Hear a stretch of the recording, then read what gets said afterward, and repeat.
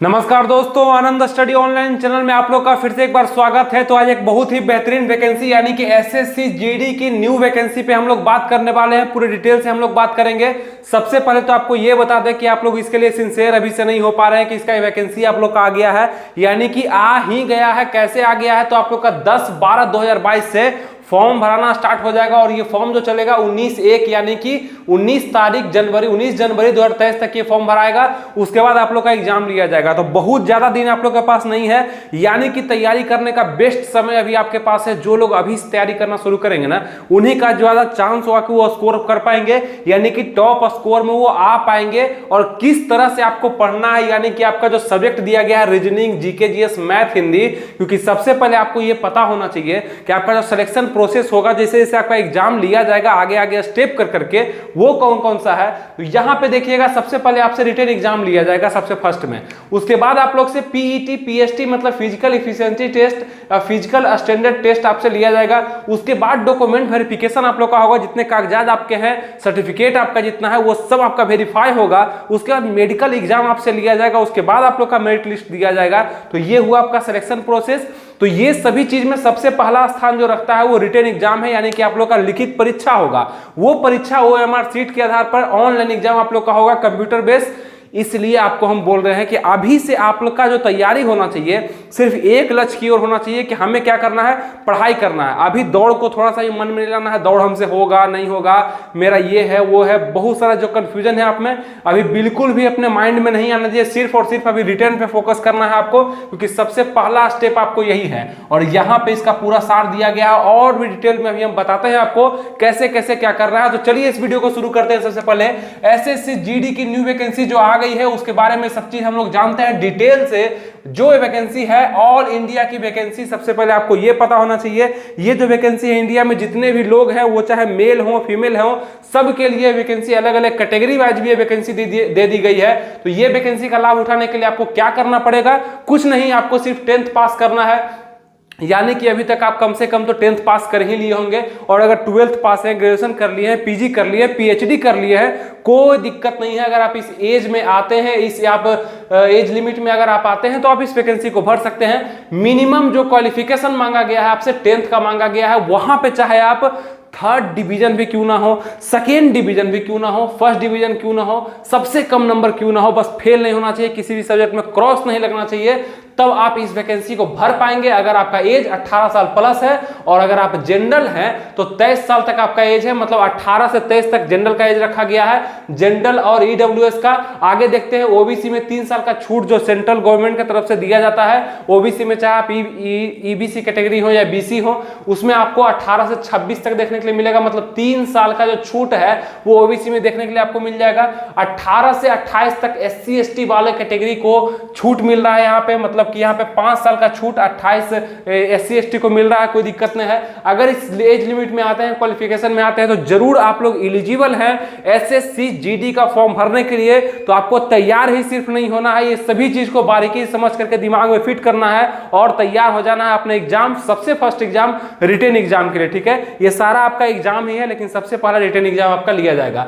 आगे देखते हैं, आपका एज जो काउंट होगा अभी क्लियरिफाई नहीं किया गया है बहुत अच्छे से, लेकिन मुझे जहां तक लगता है कि आपका एज जो काउंट होगा 1 अगस्त 2022 से काउंट होगा, यानी कि इस समय तक आपका 18 साल और 23 साल से कम आप होने चाहिए। एज जो काउंट होगा 1/8/2022 से होने वाला है। इसीलिए आप देखेंगे कि इस वैकेंसी को क्या किया गया है कि 2023 नहीं ले जा करके 2022 के ही 10 तारीख को ही आपका फॉर्म भरवा लिया जाएगा। इसीलिए हमको लगता है कि एज काउंट इतना ही से होगा। अगर ये 2023 में चला जाता ना फॉर्म, तो हो सकता था कि 1 मतलब जनवरी हो जाता आपका, 2023 चल जाता, जिससे आप लोग को लॉस होता है एज में। ठीक है, यहाँ पे अच्छा है, तो ये हो सकता है। आगे देखते हैं हम लोग आपका एग्जाम कब क्वालिफाई, मतलब कब उसको मेंटेन किया जाएगा, आपका एग्जाम को कब अटेंड कर सकते हैं आप एग्जाम को। तो 2023 के मार्च या अप्रैल में, अभी 2022 चल रहा है, 2023 के मार्च और अप्रैल में आप इसका एग्जाम दे पाएंगे। ये आपको जो हम बता रहे हैं, ये एक ऑफिशियल नोटिस आ गया है, ऑफिशियल एसएससी के वेबसाइट पे आप जाके देखेंगे तो एसएससी ने अपना एक कैलेंडर जारी किया है, जो कि ऑफिशियल कैलेंडर है। उसमें एसएससी के तहत होने वाला जितने भी एग्जाम है वो भी हम बताएंगे, नेक्स्ट वीडियो में अपडेट कर देंगे आपको। जितने भी एग्जाम है उस सब का एक डेट फिक्स कर दिया गया है कि इतने समय में हम इसका फॉर्म भरवा लेंगे, इतने समय में हम इसका एग्जाम ले लेंगे। एक कैलेंडर आ चुका है, इसीलिए आप लोग को तैयार हो जाना है। एक ऑफिशियल कैलेंडर इसका आ चुका है, ठीक है। तभी मेरा वीडियो भी आता है, आपको पता होगा मेरा जो भी वीडियो आता है एक परफेक्ट रूप में आता है, परफेक्ट जानकारी मिलता है। जब तक किसी चीज का मतलब पूरा नहीं आ जाता तब तक हम वीडियो नहीं बनाते डिटेल। इस कारण से आप लोग को हमारे चैनल से जुड़ कर रहना चाहिए। और आपको एक बात और बता दें, ये जो आप चैनल देख रहे हैं ना, आनंद स्टडी ऑनलाइन 2.0, ये मेरा न्यू चैनल है। खास करके इसीलिए बनाया गया है क्योंकि यहाँ पे न्यू वैकेंसी जितने भी आती है उसके लिए हम बताएंगे और कैसे तैयारी करना वो सब हम बताएंगे। तो जरूर आप लोग अगर इंटरेस्टेड है तो जरूर आप लोग जुड़ करके रहिएगा। और एसएससी के थ्रू आने वाली जितनी वैकेंसी है और खास करके एसएसजीडी के लिए और डिटेल में वीडियो लाएंगे, कैसे आप लोग को तैयारी करना है, कितना कम समय में मैथ को पढ़ लें, कितना कम समय में रीजनिंग को पढ़ लें, कैसे इसको खत्म कर लें, निगेटिव को कैसे यूज करें, सभी तरह का वीडियो हम लाएंगे। और भी एग्जाम से संबंधित अगर आप नीचे कमेंट करेंगे तो जरूर वीडियो आएगा। ये न्यू चैनल है, आप लोग जुड़ करके रहिए ताकि नेक्स्ट वीडियो जो भी आए आपके पास सबसे पहले पहुंच सके। तो यहां तक आप लोग समझ गए। आगे चलते हैं, इसमें पोस्ट कितने आने वाले हैं, यानी कि जितना ही पोस्ट पहले आता था, जैसे कि इसका वैकेंसी 2021 में आया था, वहां पर देखे होंगे आप सीआरपीएफ में बहुत ही कम पोस्ट यानी कि 0 पोस्ट दिया गया था। इसीलिए वहां पर वैकेंसी की जो संख्या थी 26-27 हजार के करीब में थी। लेकिन इस बार आप लोग को टोटल पोस्ट का अगर हम बात कर लें तो काफी ज्यादा पोस्ट आपको देखने के लिए मिलेगा।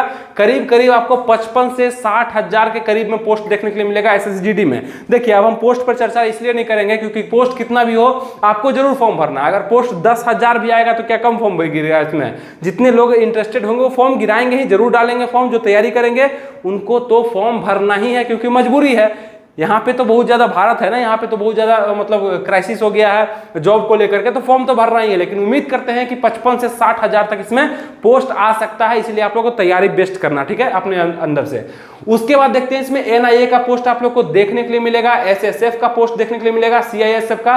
एनआईए खास करके बात कर ले और एसएसएफ तो अच्छा पोस्ट माना जाता है एसएसजीडी में। और इसी तरह से आप लोग पोस्ट प्रेफरेंस भी रखिएगा। ऐसे होता है ना कि पोस्ट प्रेफरेंस क्या दे, हमको ये समझ में नहीं आ रहा, तो जिस तरह से हम यहाँ पे लिखे हुए ना, इस तरह से फॉर्म आएगा तो इस तरह से पोस्ट प्रेफरेंस आप लोग दीजिएगा, अच्छा होता है। एनआईए का पोस्ट बहुत ही कम आपको देखने के लिए मिलेगा। यह होता है नेशनल इन्वेस्टिगेशन एजेंसी, यानी कि राष्ट्रीय जांच आयोग इसको बोला जाता है, राष्ट्रीय जांच एजेंसी।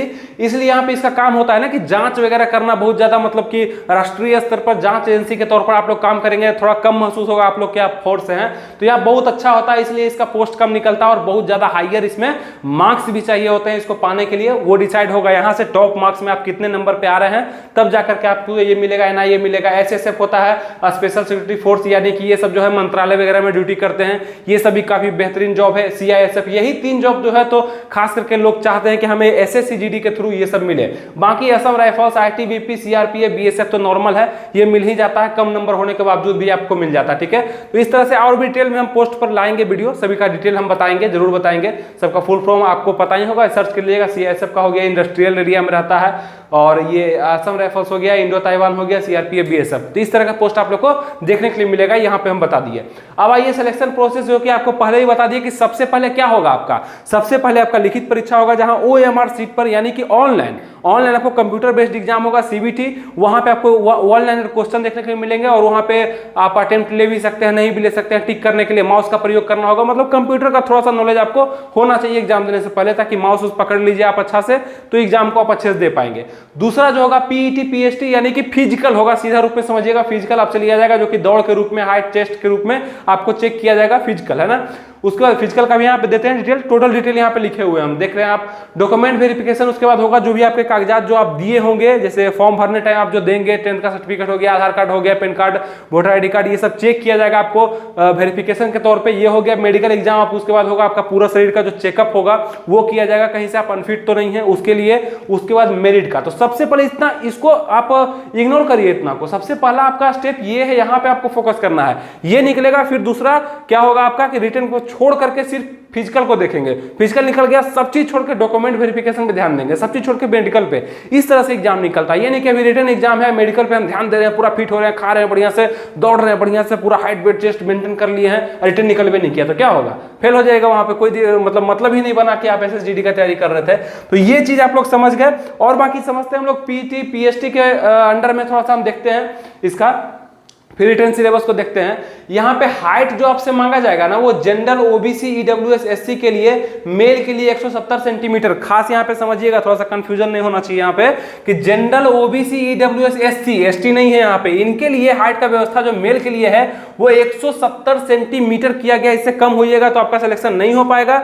बाकी फीमेल के लिए देखेंगे तो 157 सेंटीमीटर फीमेल के लिए। किस कैटेगरी से? तो जनरल ओबीसी ईडब्ल्यूएस और यहाँ पे एससी का, एसटी का नहीं, एससी का फीमेल 157 सेंटीमीटर। बाकी एसटी के लिए थोड़ा सा अलग दिया गया है प्रेफरेंस, जो कि मेल के लिए 162.5 यानी 162.5 सेंटीमीटर आपको लाना हो, मतलब वहां पे हाइट आपका होना चाहिए। और फीमेल के लिए देखेंगे तो 150 सेंटीमीटर, खास करके अगर एसटी फीमेल है तो। ठीक है, ये हो गया। चेस्ट का हम देखेंगे अगर जो, तो चेस्ट में भी देखेंगे जनरल ओबीसी ईडब्ल्यूएस एससी के लिए जो चेस्ट होगा वो 80 बिना फुलाए हुए और 85 फुला करके, यानी 5 सेंटीमीटर का फुलाव यहाँ पे सीना में चाहिए, 5 सेंटीमीटर का एक्सपेंशन चाहिए।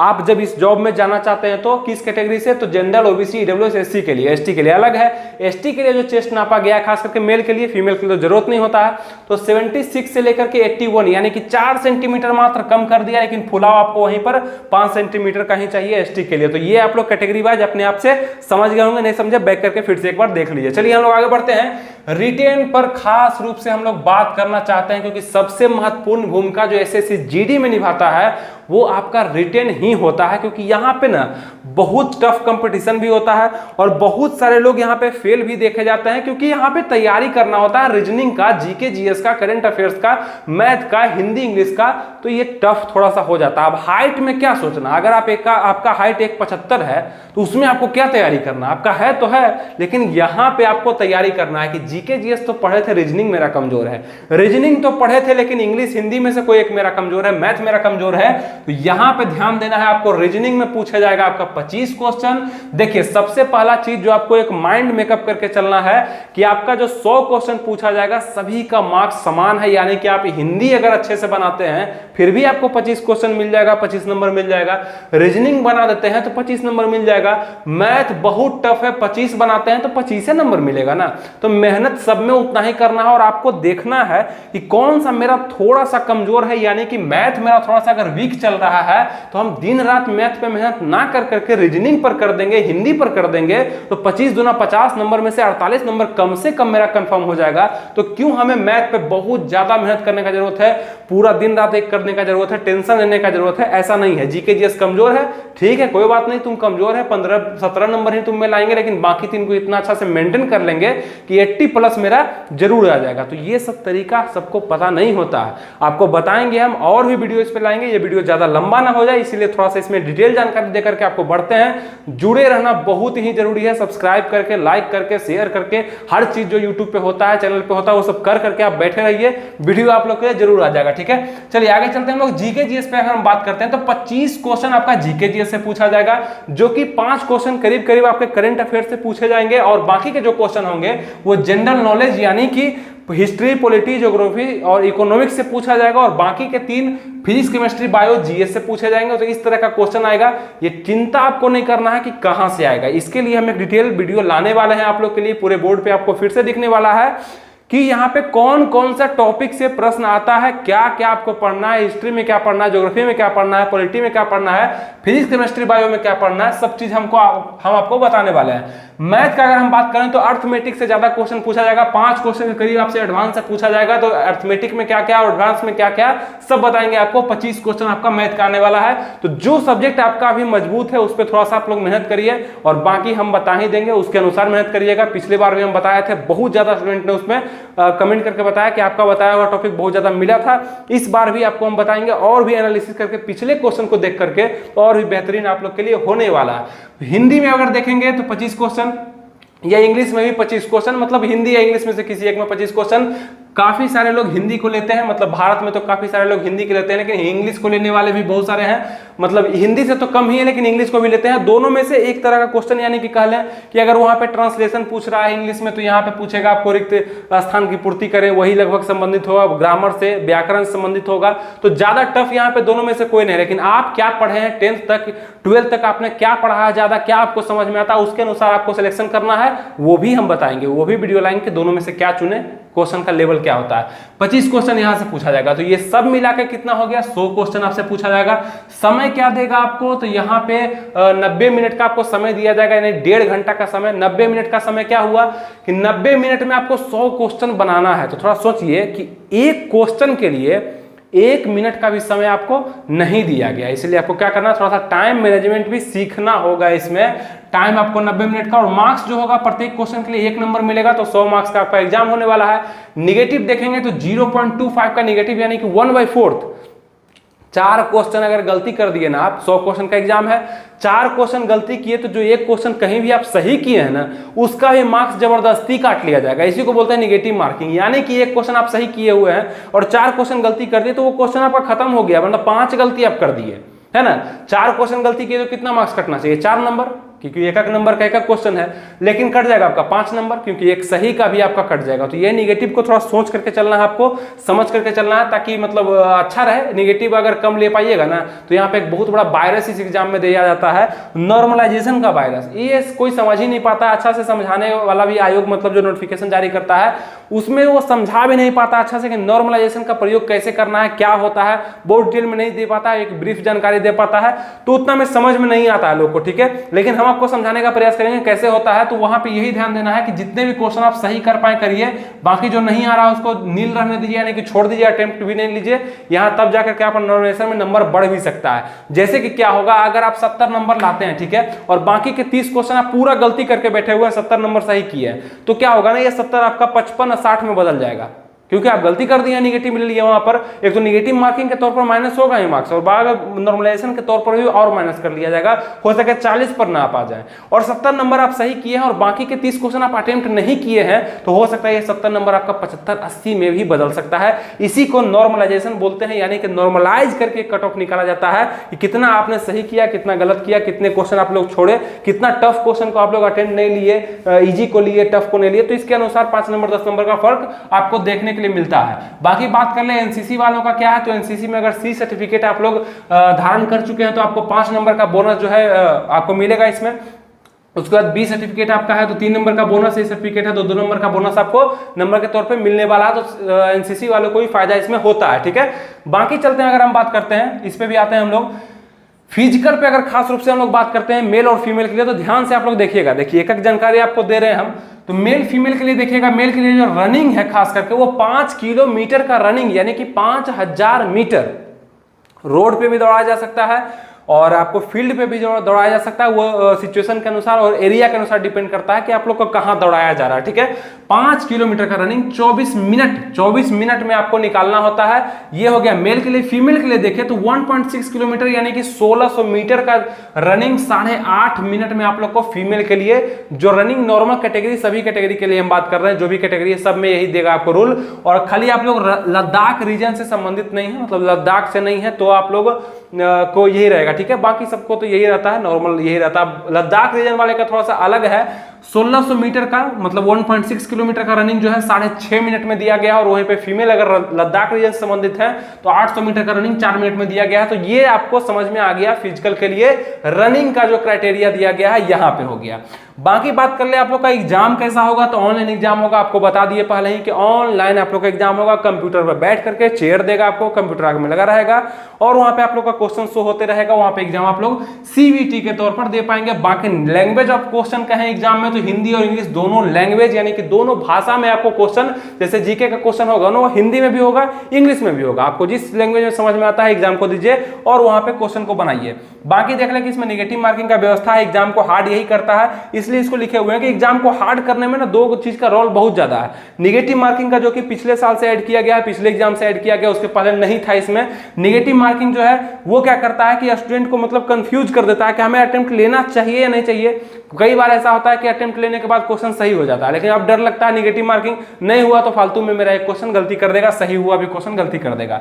और नॉर्मलाइज तो एक अलग सा वायरस आपको बताएं कि सबसे बड़ा वायरस एग्जाम में यही बनता है, क्योंकि इसको समझना ही दिक्कत हो जाता है। नेगेटिव तो फिर भी समझ में आता है कि 10 क्वेश्चन गलती किए तो इतना नंबर मेरा माइनस हो जाएगा, लेकिन इसको तो समझना मुश्किल हो जाता है। खैर आप लोग को ज्यादा दिक्कत नहीं होना है, आप लोग इसको सतर्क लेकर के चलिएगा। ये बहुत समय है, आप लोग को सब चीज हम बताएंगे। तो ये भी आप लोग समझ गए। टॉप स्कोर पे थोड़ा चलिए हम लोग बात करते हैं। टॉप स्कोर का मतलब क्या होता है कि 70 to 75 मिनिमम आपको कम से कम स्कोर करना है इस एग्जाम में एंट्री लेने के लिए, यानी कि आपको साइड से बीएसएफ का, सीआरपीएफ का, आईटीबीपी का ऑप्शन आपके पास हो, ये फोर्स आपको मिल सकता है। इसके बारे में तो सोचिएगा ही मत, एनआईए, एसएसएफ, सीआईएसएफ, क्योंकि ये नहीं मिल पाएगा इतना कम नंबर पर, ठीक है। और बाकी अगर नॉर्मलाइज करके कम हो गया तो फेल भी हो सकते हैं।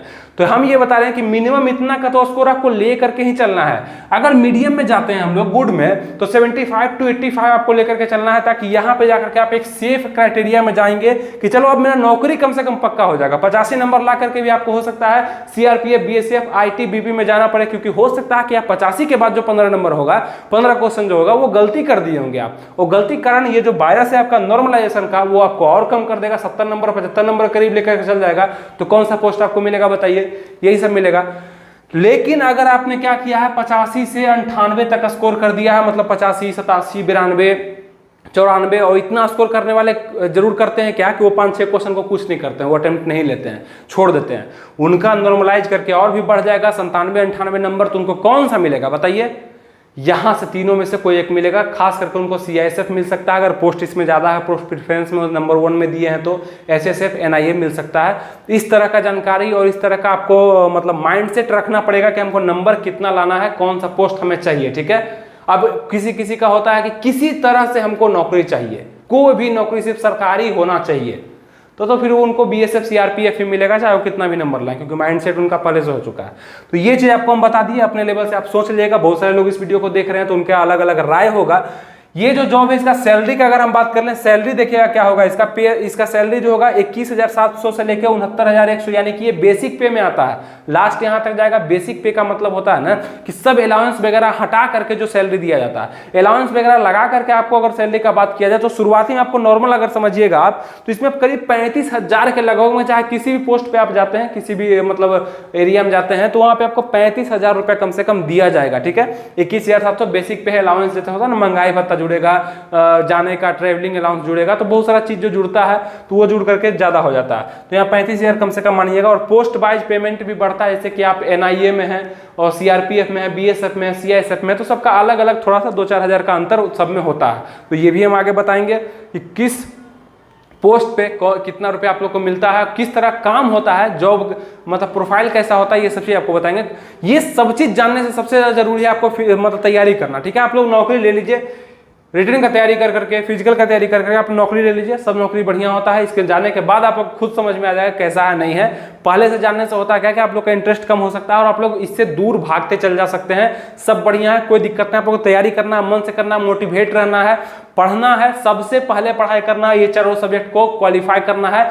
किस तरीका से करना है ये सब चीज हम अपने चैनल पे बताएंगे। तो आप लोग को एक काम करना है कि इस चैनल से क्या करना है, जुड़ करके रहना है, सब्सक्राइब कर लेना है आनंद स्टडी ऑनलाइन 2.0 को, और शेयर कर देना है थोड़ा अपने दोस्तों में, ताकि हमें अच्छा लगे कि और भी ज्यादा लोग जब इसको देखते हैं, लाइक करेंगे, शेयर करेंगे, तो मजा आता है वीडियो बनाने में, ठीक है। और भी ज्यादा हम वीडियो आप लोग के लिए लाएंगे और अच्छे से आप लोग को बताने का हम प्रयास करेंगे, ठीक है। तो उम्मीद करते हैं आप लोग ये सब चीज समझ में आया होगा। तो नेक्स्ट वीडियो के लिए इसको जरूर एक लाइक करिएगा अपने तरफ से, और हमारे इस वीडियो को शेयर भी कर दीजिएगा। मिलेंगे फिर आपसे नेक्स्ट वीडियो में इसी अंदाज के साथ, तब तक के लिए थैंक यू, जय हिंद।